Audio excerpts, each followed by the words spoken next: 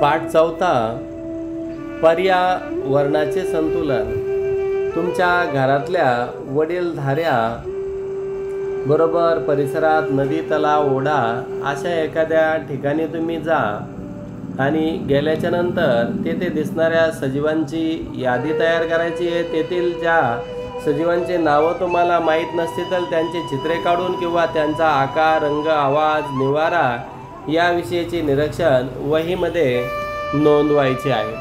प्राणी आणि वनस्पती एकूण किती प्रकारचे दिसले ते देखील मोजा. आता तुमच्या घराभोवती, शाळेच्या बागेत किंवा जवळच्या शेतात जाऊन हीच कृती तुम्ही करायची आहे. जे सजीव प्रत्यक्ष दिसले नाहीत पण ते तिथे होते किंवा येऊन गेले अशा प्रकारच्या त्यांच्या काही खुणांचे निरीक्षण तुम्ही केले का? उदाहरणार्थ अर्धवट खाल्लेली फळे, शेंगा, गळलेले पिसे, पाऊल खुणा, शेण अशा आपल्याला विविध प्रकारच्या जे काही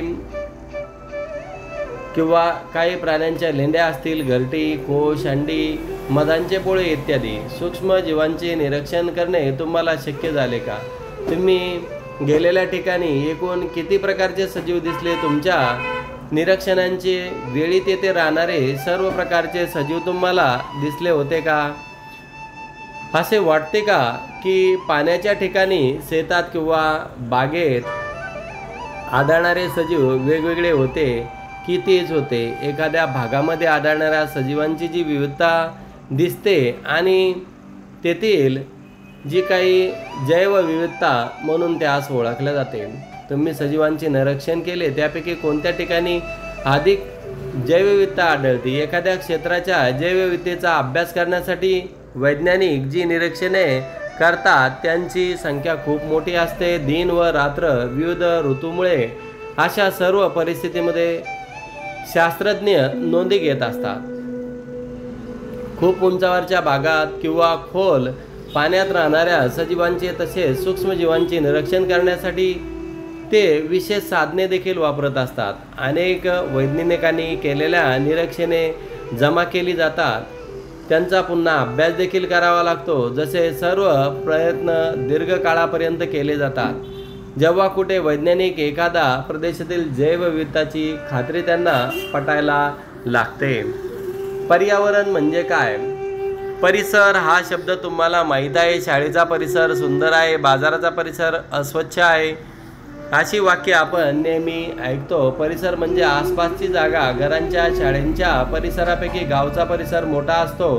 सूर्यप्रकाश, हवा, पाणी, माती, वनस्पती व प्राणी अशा अनेक घटकांचा आपल्या सजीवांशी संबंध असतो. जीवनाशी संबंध असलेल्या परिसरातील सगळे घटक मिळून पर्यावरण बनत असते. सजीव आणि निर्जीव एकमेकावर अवलंबून असतात. त्यामध्ये काही देवाणघेवाण म्हणजेच आंतरक्रिया होत असते. ही आंतरक्रिया अभ्यास पर्यावरण शास्त्रामध्ये आपणास करावा लागतो. खालील चौकटीमध्ये दर्शवलेली सजीव आणि निर्जीव घटकांची चित्रे आहेत आणि पर्यावरणातील विविध घटकांनी परिसर असताना आपल्याला पाहायला मिळेल. तर हे जे काही घटक आहे तर हे घटक आपणास पर्यावरणातील सजीव आणि निर्जीव घटक म्हणून ओळखता येतील. अन्नाची साखळी चित्र पाहिल्याच्या नंतर तुम्हाला लक्षात येईल की आपण जर का चित्रामध्ये पाहिलं तर हरिण ही गवत खात असताना पाहायला मिळेल. तर वनस्पतींना जगण्यासाठी उष्णतेची गरज असते. गवतामधला जे काही किडा असेल तर ते पक्षी म्हणजे नाकतोडा गवत व पाने खातो. नाकतोड्याला पक्षी खात असताना आपल्या लक्षात येते. तर पक्ष्याला कोण खात असेल? साप खातोय. वनस्पतीचे अन्न कोणते? वनस्पतीचे जे काय अन्न असेल तर ते आपल्याला वनस्पती आपले अन्न ATPच्या स्वरूपात तयार करत असतात. वनस्पतींना पाणी, ऊन म्हणजे सूर्यप्रकाश आणि नायट्रोजन या गोष्टीची आवश्यकता असते. त्या वनस्पती आपले कोवळ्या उन्हात अन्न तयार करतात, ATPच्या स्वरूपामध्ये तयार करतात. तर हरण हे गवत खाते. हरणांना वाघ खाताना लक्षात येईल.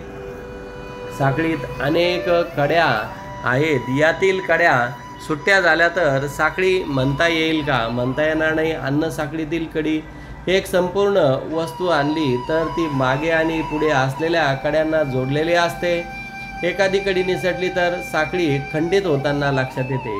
सुरुवातीच्या चित्रामध्ये वनस्पती, नाकतोडा, पक्षी असे वेगवेगळे घटक एका ठराविक क्रमाने येतात. प्रत्येक घटक हे पुढच्या घटकांचे अन्न म्हणून ओळखले जाते. ते अन्नासाठी परस्परांशी जोडल्या गेलेले आहेत, म्हणून एका साखळीचे घटक आहे असं आपण मानत असतो. अशा साखळीला अन्न साखळी देखील म्हणतात. त्यातील प्रत्येक घटक हा अन्न साखळीची कडी बनलेला असतो. ती कडी खालील चित्रामध्ये दाखवलेली आहे. त्यातील एक कडी तुम्हाला ओळखायची आहे. पहिल्या आणि तिसऱ्या कडीमध्ये कोणते चित्र आहे हे पहा व परस्परांचा संबंध आपल्याला ओळखण्याचा प्रयत्न करा. निसर्गात अनेक अन्न साखळ्या असतात. त्यांच्यातील एखादी कडी निसर्गातून नाहीशी झाली तर ती अन्न साखळी टिकेल का? अन्नजाळे. खालील चित्रामध्ये निसर्गातील काही अन्न साखळ्या दाखवल्या आहेत, त्या समजावून घ्या. उंदीर आणि आळी हे कोणत्या अन्न साखळीचे घटक असतील?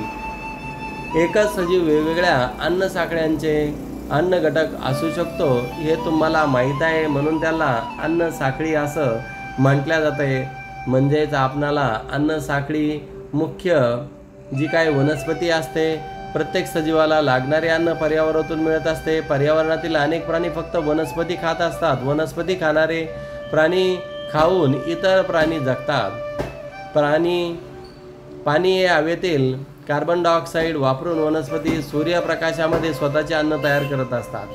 म्हणजेच प्रत्येक अन्न साखळीचा आधार वनस्पतीच आहे. सूर्यप्रकाश, कार्बन डायऑक्साईड आणि ऑक्सिजन, पाणी ह्या वनस्पतीचे अन्न घटक आहेत.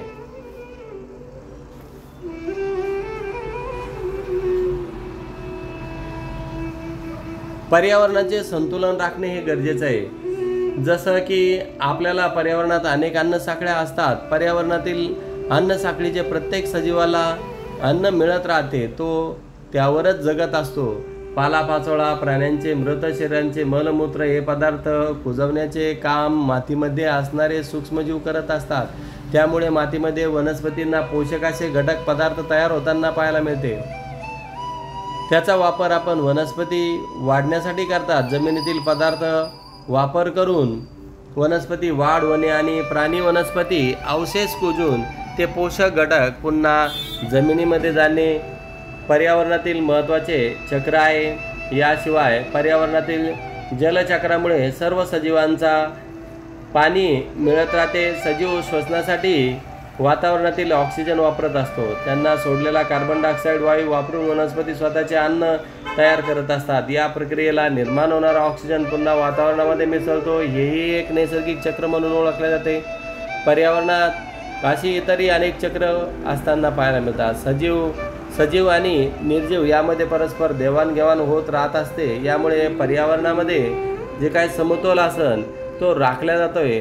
अन्न साखळीमुळे अबाधित राहिला गेला आहे. पर्यावरणातील सर्व चक्रे अखंडपणे चालू राहतील आणि पर्यावरणाचे संतुलन देखील त्यामुळे चांगले राहतात.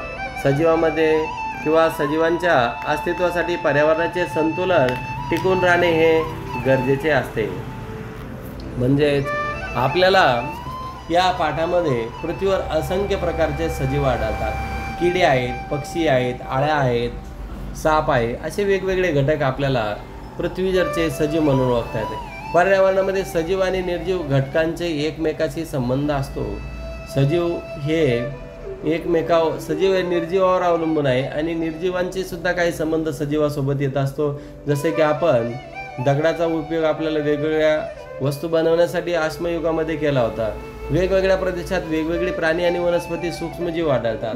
पर्यावरणात सुद्धा बदल होत असतो. ज्या ज्या प्रदेशामध्ये परिस्थितीनुसार जसे अनुकूल असे वातावरण तयार झाले तर ते पक्षी, प्राणी, माणसं हे घटक तिथं पाहायला मिळतात. पर्यावरणातील जलचक्र, वातावरणातील विविध वायुचक्रे, अन्न साखळ्या यामुळे पर्यावरणातील संतुलन टिकून राहते. यामुळे हजारो वर्षापासून संतुलन कायम राहिलेलं आहे. जलचक्र जर का झालं नाही, पर्यावरणातील जे काही पाणी जर का बाष्पाच्या स्वरूपात, वाफेच्या स्वरूपात वर गेलं नाही तर पाऊस पडणार नाही.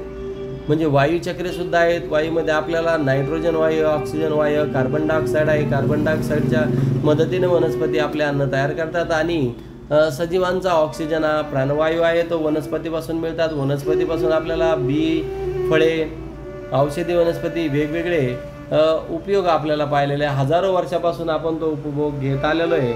यामुळे पर्यावरणाला समतोल राखण्यासाठी, पर्यावरणाचा तोल राखण्यासाठी आपल्याला उपयोग होत आहे. आणि हा उपयोगानुसार आपण पाहिलं आहे की एखाद्या आपण एखाद्या तलावाला किंवा एखाद्या सागराला, एखाद्या नदीला भेट दिल्याच्या नंतर आजोबासोबत तुम्हाला आजोबा देखील तेथील माहिती सांगत, पाण्यात राहणाऱ्या काही प्राणी आहेत, वनस्पती आहेत, बाहेर राहणारे आहेत, पशु आहेत, पक्षी आहेत, यांची माहिती आपल्याला या पाठातून मिळाली आहे.